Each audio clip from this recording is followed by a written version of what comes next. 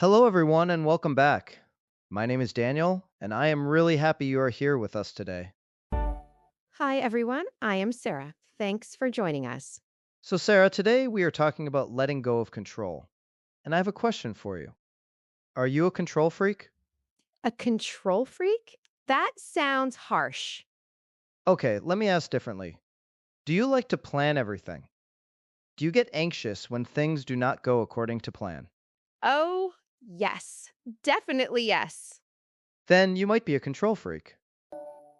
But is that bad? I mean, being organized and planning is good, right? Planning is good, but trying to control everything is exhausting and impossible. Wait, let me explain. I do not try to control everything. I just like things to go smoothly. I like to know what is going to happen. Okay, so what happens when things do not go smoothly? When something unexpected happens? I panic. I get stressed. I feel like everything is falling apart. Exactly. And this is the problem. You are trying to control things that cannot be controlled, Like what? like other people, like the future, like random events. You cannot control these things, but you try anyway. So, what am I supposed to do? Just let everything happen randomly? No, not randomly. But you need to learn the difference between what you can control and what you cannot control. Okay, so what can I control? Good question. You can control your actions, your responses, your effort, your attitude. That is pretty much it. That is it? That is all I can control? Yes, everything else is outside your control. But what about planning? What about setting goals? You can set goals, you can make plans, but you cannot control whether those plans work out exactly as you imagined. That makes me anxious just hearing it. I know, and this is where we need to talk about why people feel the need to control everything. Okay, why? Fear. Fear of what? Fear of uncertainty. Fear of things going wrong. Fear of being hurt or disappointed. Control makes you feel safe. That is true. When I have a plan, I feel safer. I feel like I know what is going to happen. But that safety is an illusion. An illusion? Yes, you think you are in control, but you are not really. Life is unpredictable. Things happen that you could never plan for. So you are saying control is fake? The amount of control you think you have is bigger than the amount you actually have. Does that make sense? Yes, so I am fooling myself into feeling safe? Exactly. And the problem is, when reality does not match your plan, you fall apart because you have not developed the ability to handle uncertainty. Ouch. That is accurate. So let me ask you this. What are you trying to control right now in your life? A lot of things. I am trying to control my career path. I have a very specific plan. I want to get promoted by next year, then move to a different company in 3 years. Okay, so? So I am stressed all the time because what if I do not get promoted? What if the timing does not work out? Exactly. You are trying to control the timeline and the outcome. But can you actually control whether you get promoted? I can work hard. I can do good work. Yes, you can control your effort, but you cannot control your boss's decision. You cannot control company budget. You cannot control if someone else gets the position. So what should I do? Just not care about getting promoted? No, you can care. You can work toward it, but you have to let go of needing it to happen exactly when and how you planned. But how do I do that? Here's a phrase I want you to remember. Hold it lightly. Hold it lightly? What does that mean? It means you have a goal or a plan, but you hold it with an open hand, not a tight fist. You are attached to it, but not desperately clinging to it. Can you give me an example? Sure, tight grip says I must get promoted next year, or my life is ruined. Light grip says I am working toward a promotion. If it happens next year, great. If it takes longer, I will adjust. Oh, I see the difference. Light grip is more flexible. Exactly. You still have direction, but you are not rigid. But does not that mean I am less ambitious? Less driven? No, you can be ambitious and still hold things lightly. Ambition is about moving towards something. Control is about forcing a specific outcome. That is an important distinction. Yes, and here's the thing. When you let go of control, you actually become more effective. How? Because you are not wasting energy trying to control things you cannot control. You are focusing that energy on what you actually can influence. That makes sense. But it is scary. What if I let go of control and everything falls apart? What if you hold on to control and everything falls apart anyway? I did not think about it that way. Control does not prevent bad things from happening. It just makes you more stressed while waiting for bad things to possibly happen. Okay, that is a good point. So, how do I start letting go? First, you identify what you are trying to control. Make a list. What are you worrying about? What are you trying to force? Okay, so my career. What else? Oh, I try to control my relationship a lot. How? I try to control how my partner feels. If he seems upset, I try to fix it immediately. I ask what is wrong over and over. I try to make him feel better. And can you control his feelings? No. And actually, when I do this, he gets more annoyed. Of course, because you are trying to control something that is not yours to control. His feelings are his responsibility. But I care about him. I want him to be happy. You can care without controlling. You can support without fixing. What should I do instead? You can ask if he wants to talk. If he says no, you respect that. If he says yes, you listen. But you do not take responsibility for changing his emotional state. That feels like I am not helping. You are helping by giving him space to process his own feelings. You are helping by not making his mood about you. About me? Yes. Often when we try to control other people's feelings, it is because their negative feelings make us uncomfortable. We want them to feel better so we can feel better. Oh wow, I think you are right. I get anxious when he is upset, so I try to fix it. Exactly. So you are not really helping him. You are trying to manage your own anxiety. That is kind of selfish. It is human. We all do this. But recognizing it is the first step to changing it. Okay, so I need to let him have his feelings without trying to fix them. What else should I let go of? Let me ask you this.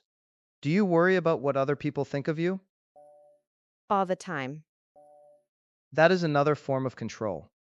You are trying to control other people's opinions. But I cannot actually control what they think. Exactly. You cannot. But you try anyway by changing your behavior, by people pleasing, by avoiding saying what you really think. Yes, I do all of that. And how does it feel? Exhausting. I feel like I am always performing. Because you are. You are trying to control the uncontrollable. And it drains you. So what should I do? Accept that some people will not like you. Some people will misunderstand you. Some people will judge you. And that is okay. But I want people to like me. Of course you do. Everyone does. But you cannot make everyone like you. And trying to is a waste of your precious energy. So I just stop caring what people think? Not completely. You can consider feedback from people you trust, but you stop trying to control what everyone thinks of you. That sounds freeing but also terrifying. It is both. Here's another important thing. You need to let go of controlling outcomes and focus on controlling your process. Process? Yes, process is what you do. Outcome is what happens as a result. You can control your process. You cannot control the outcome. Can you give me an example? Sure, you want to write a book. You can control how much you write every day. That is your process.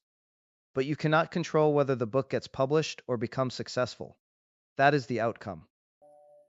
Okay, so I focus on writing every day, not on whether it becomes a bestseller? Exactly. When you focus on the process, you feel empowered. When you focus on the outcome, you feel anxious. Because the outcome is not in my control. Right. And here's the beautiful thing. When you focus on the process, the outcome often takes care of itself. Really? Yes.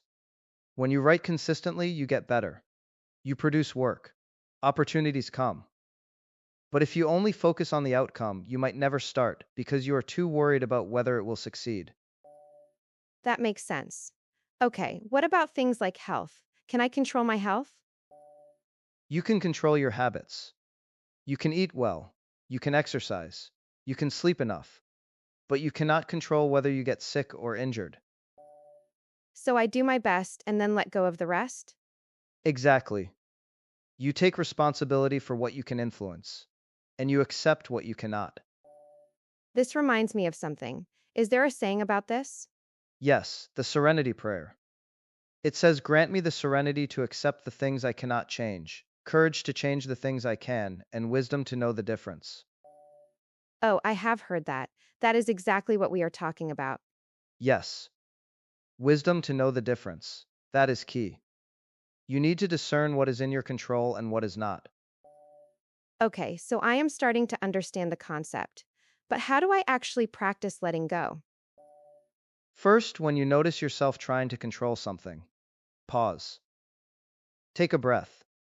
Ask yourself, is this in my control? And if it is not, Then you say to yourself, this is not mine to control. I am letting it go. just like that? Just like that. And then you redirect your energy to something you can control. But what if my brain keeps going back to worrying about it? It will. Your brain is not used to letting go. It will keep trying to problem solve and control. But each time you notice, you gently redirect. How many times will I have to do this? Many times. Maybe hundreds of times at first. But gradually, it gets easier. That sounds exhausting. It is less exhausting than trying to control everything all the time. Good point. Okay, what else? Practice surrendering to uncertainty. Surrendering? That sounds like giving up. It is not giving up. It is accepting reality. Uncertainty is part of life. You cannot eliminate it no matter how much you try. So I just accept that I do not know what will happen? Yes, and you realize that is okay. Not knowing is uncomfortable, but it is not dangerous. It feels dangerous. I know. Your brain interprets uncertainty as threat, but you can train your brain to be more comfortable with not knowing. How? By exposing yourself to small uncertainties and noticing that you survive them. Like what? Like going to a new restaurant without researching it first. Like saying yes to an invitation without knowing all the details. Like taking a different route home without planning it. Those seem small. They are. But they train your brain that uncertainty is not catastrophic. You build tolerance gradually. Okay, I can try that. What about when big uncertain things happen? Like what? Like losing a job, or a relationship ending, or getting sick? Those are big. And in those moments, you practice acceptance. Acceptance. Everyone talks about acceptance. What does it actually mean? Acceptance means acknowledging reality without fighting it. It does not mean you like it. It does not mean you agree with it. It just means you stop resisting what is. Can you give me an example? Sure, you lose your job. Non acceptance sounds like this is not fair, this should not have happened, why me, I cannot believe this. You are fighting reality. And acceptance? I lost my job. This is painful. This is my current reality. Now what can I do from here? Oh, acceptance is just acknowledging what is true? Yes. And from acceptance, you can take action. But from resistance, you are stuck in anger and denial. That is powerful. So I do not have to be happy about it. I just have to accept that it is real. Exactly. And here's the thing, acceptance does not mean you stop trying to change things, it means you stop arguing with reality. I do not understand the difference. Okay, let us say it is raining. You wanted sunshine. Non acceptance is being angry about the rain, complaining, wishing it were different. Acceptance is acknowledging it is raining, grabbing an umbrella, adjusting your plans. Oh, so acceptance is practical. Very practical. It lets you move forward instead of staying stuck. Okay, this is making more sense. But I have a question. If I let go of control, does that mean I become passive? Like I just accept everything and never try to change anything? No, there is a difference between letting go of control and being passive. What is the difference? Letting go of control means you take action where you can, but you release attachment to the outcome. Being passive means you do not take action at all. So I still try, I just do not obsess over the results? Exactly. You do your best and then you let go. That seems hard. It is, especially at first, but it gets easier with practice.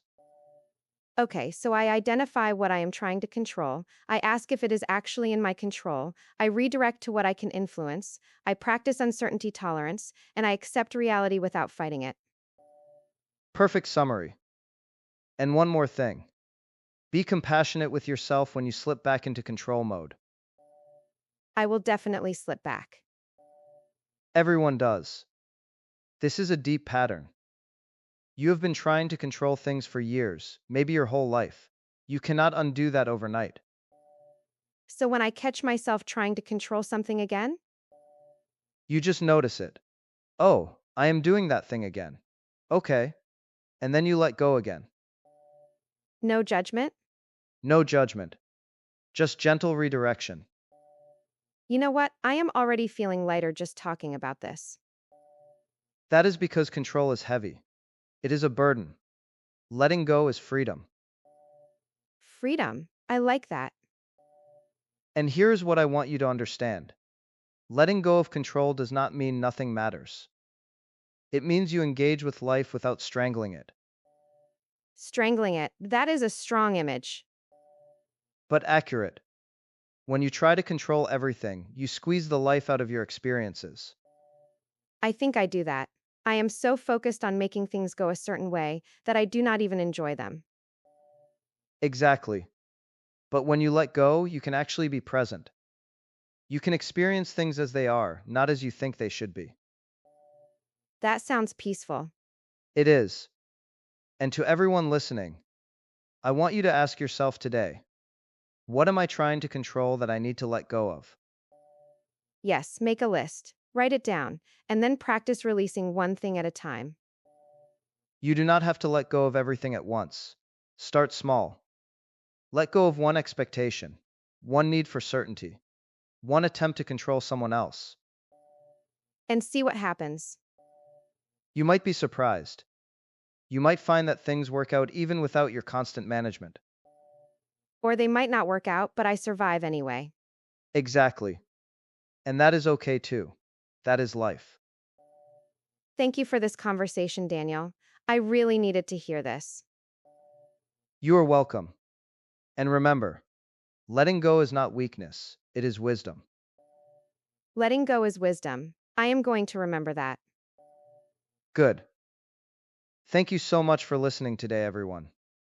We hope this conversation helps you identify where you are holding too tightly. And gives you permission to release what is not yours to control. Take care of yourselves. Practice letting go a little each day. It is a journey, not a destination. Be patient with yourselves. Goodbye for now, and may you find freedom in letting go. Goodbye, and see you next time.